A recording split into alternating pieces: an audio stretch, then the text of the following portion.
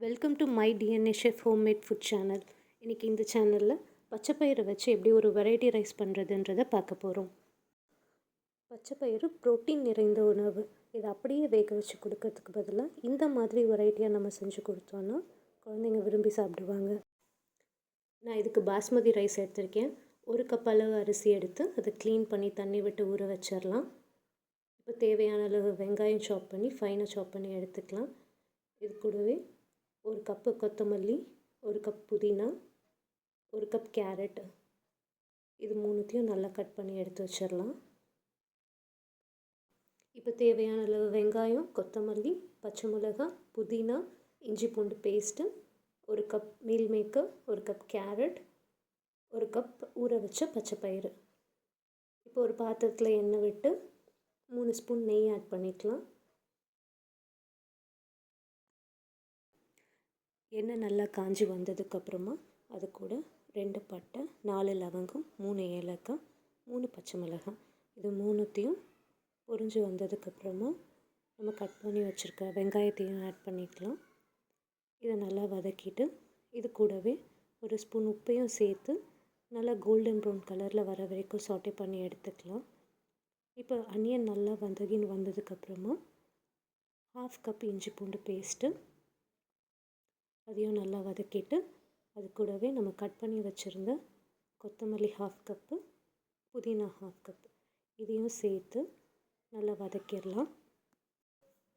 இது கூடவே 6 மணி நேரம் ஊற வச்ச பச்சைப்பயிறு 1 கப்பு, இது கூட நம்ம பொடியாக கட் பண்ணி வச்சுருந்த கேரட் 1 கப்பு, 10 மினிட்ஸ் ஊற வச்சுருந்த மீல் மேக்கர் 1 கப்பு, இது மூணுத்தையும் நல்லா சேர்த்து சாட்டே பண்ணிடலாம். இது கூட கரம் மசாலா 1/4 ஸ்பூன் ஆட் பண்ணால் போதும், நிறைய ஆட் பண்ணால் ஃப்ளேவர் மாறிடும். அதையும் சேர்த்து நல்லா வதக்கிட்டு ஒரு 1/2 கப் கர்ட் ஆட் பண்ணிக்கணும்.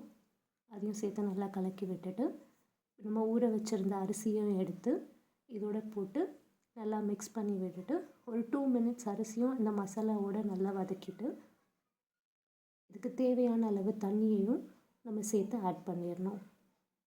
1:2ன்ற ரேஷியோவில் தண்ணி வச்சுக்கிட்டால் கரெக்டாக இருக்கும். 1 பங்கு அரிசிக்கு 2 டம்ளர் தண்ணி.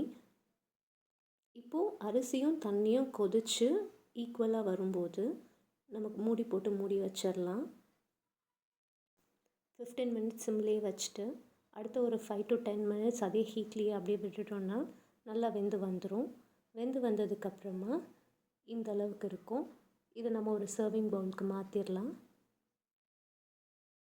நம்ம வெறும் பச்சை பயிராக வேக வச்சு கொடுக்கும்போது குழந்தைங்க சாப்பிட மாட்டாங்க. யூஸ்வலாக ஸ்கூலுக்கு கொடுத்தமிச்சாலும் பாதி அப்படியே திரும்ப வந்துடும். இந்த மாதிரி ரைஸோடு மிக்ஸ் பண்ணி ஒரு ஃப்ளேவரோடு கொடுத்தோன்னா ரைஸும் காலியாகிடும், ஹெல்த்தியாக ஒரு ப்ரோட்டீன் ரைஸ் கொடுத்த மாதிரி இருக்கும். இது கூட ஒரு எக்கையும் வச்சு கொடுத்தோன்னா கம்ப்ளீட் மீல், எனர்ஜியான ஒரு மீல் வந்து குழந்தைங்களுக்கு போய் சேரும். ட்ரை பண்ணி பாருங்கள். அப்படி இல்லைன்னா ஒன்றும் ப்ராப்ளம் இல்லை, மேலே தெரிகிற நம்பருக்கு கால் பண்ணுங்கள். வித்தின் 1 ஹவரில் உங்கள் வீடு தேடி டெலிவரி வரும். தேங்க்யூ ஸோ மச் ஃபார் வாட்சிங்.